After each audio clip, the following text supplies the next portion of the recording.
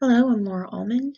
I'm in Dr. Meredith Sides' English 251 online class, and I'm going to be talking about connections between Jonathan Edwards and his work Sinners in the Hands of an Angry God and J.R.R. Tolkien and The Lord of the Rings.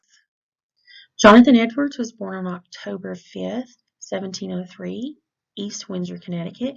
He attended Yale at the age of 13 years old and was a very bright individual. He was pastor at the young age of 26 and at the Congregational Church in Northampton, Massachusetts, and he helped start the Great Awakening. And the Great Awakening was a religious revival that impacted English colonies in America during the 1730s and the 1740s. The movement came at a time when the idea of secular rationalism was being emphasized and passion for religion had grown stale. Christian leaders often traveled from town to town, preaching about the gospel, emphasizing salvation from sins, and promoting enthusiasm for Christianity.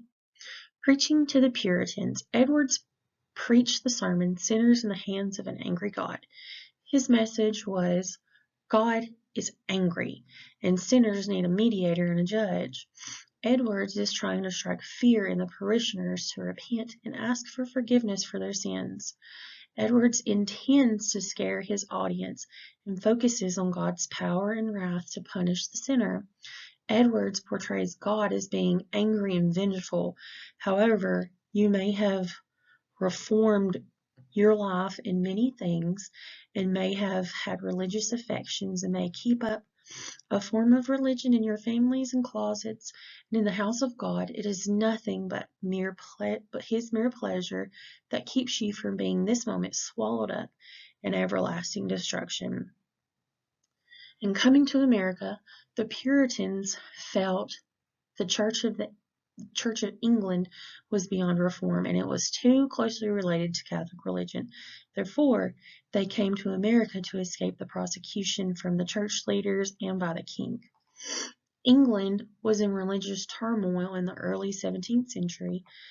The religious climate was hostile and threatening, especially towards religious nonconformists like the Puritans. Transition.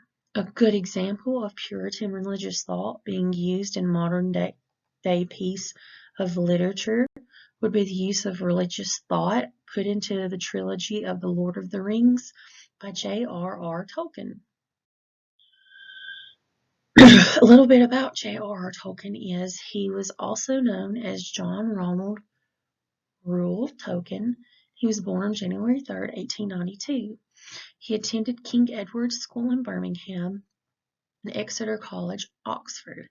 He served in World War I and briefly worked on the staff at the Oxford Dictionary, formerly known as the New Dictionary. He was a devout Catholic from boyhood and described The Lord of the Rings in particular as a fundamentally religious and Catholic work of his.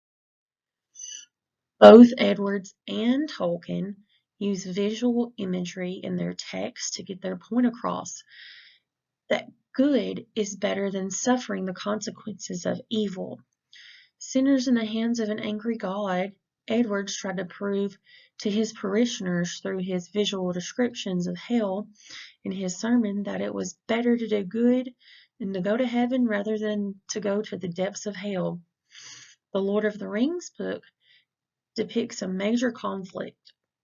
The major conflict is the battle for Middle-earth between its diverse inhabitants, including elves, dwarves, and hobbits and wizards from the dark forces of Sauron. Tolkien in The Lord of the Rings tried to prove to his readers that the deed of doing good was far better than the wrath of Sauron, who is from Mordor, which can be considered as hell. Using symbolism of Sauron as evil, if he had have received the ring in the book, he would have made more troops and brought wrath and more evil schemes. The book symbolizes a battle between good and evil, as in the Christian text that describes a battle between good and evil, between heaven and hell and the humans in between.